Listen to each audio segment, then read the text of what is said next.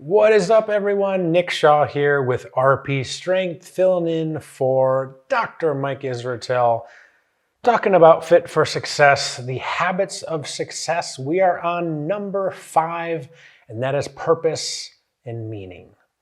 Again, why do you do what you do? Because without that, why are you even into fitness, right? So what is the meaning? What is your reason for doing what you do? It's really important. You could probably make a pretty good argument that this needs to be lower on the pyramid because it's kind of more foundational, and you could totally make that argument. I think that's totally fine. Because again, it's kind of your core values. What drives you really? And if you have a good answer for that, you're more likely to stick with it. Interesting quote, "He who has a why to live can bear almost any how." Friedrich Nietzsche. Really cool quote, kind of sums this up really well. Because again, if you have a strong enough why, think about really grueling leg bodybuilding workouts. They suck. But if you have a why big enough, you really truly want to be a bodybuilder or a fitness competitor, it doesn't matter. You're just going to do it, and you're not going to complain. You're just going to keep showing up and putting in the work, and that's it, because you have a strong enough why. Instead of willpower, it's kind of like your why power. If that's strong enough, you're going to do well.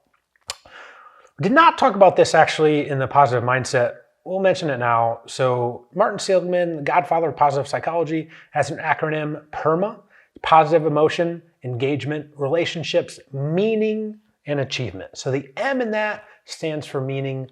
Again, it's kind of this idea of flourishing. And if you really truly want to flourish, you have to kind of be aiming for goals that mean a lot to you. And if you do that over the long run, you're just going to have a more general good sense of well-being. Again, it's kind of the idea of more than money. So do you have a job where you just show up and you work, and you don't really care about it, you're just doing it for the paycheck? Or do you have a career where you're really just kind of focused on just becoming successful on that track? You maybe do like it, maybe you don't, whatever. And then last, do you have a calling? So your calling would be, a lot of fitness folks watching this, do you just truly love doing what you're doing? You could make the argument, it's not a good argument, it's not very realistic. If you weren't even being paid, would you still do what you're doing? Now, of course, it's a little cliche, like, yeah, you can love what you do, but you still gotta make money. But it's that idea. I love what I do. I love RP, I love fitness, I love talking about success and all this stuff. So for me, it is a calling. I just love what I do. Would I do it if I wouldn't be paid? Of course, everyone has to make money, provide for the family and all that. So it's kind of a silly thing to ask, but the general idea behind it is really good. All right.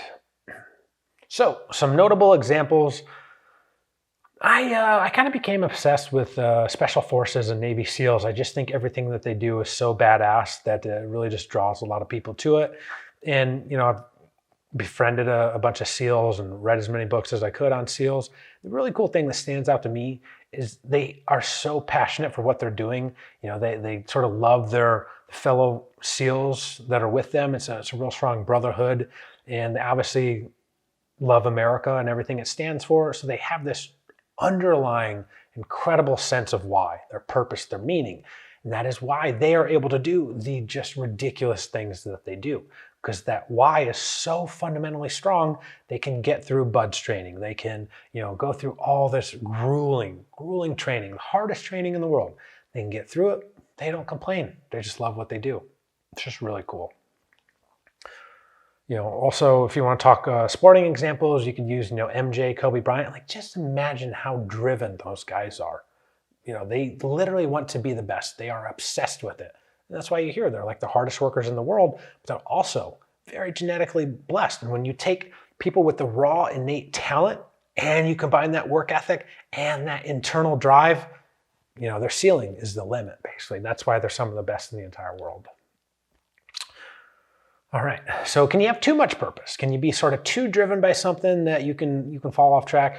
Yeah, so there's a pretty cool book called Range by David Epstein, and he actually kind of knocks grit a little bit, which we talked about in the previous video. And some folks that are too sort of gritty and resilient, they're kind of blinded by that, and they can't even sort of sense or see that they're going possibly down a wrong path because they're so committed. They refuse to ever quit or fail. So again, you have to balance that dichotomy there.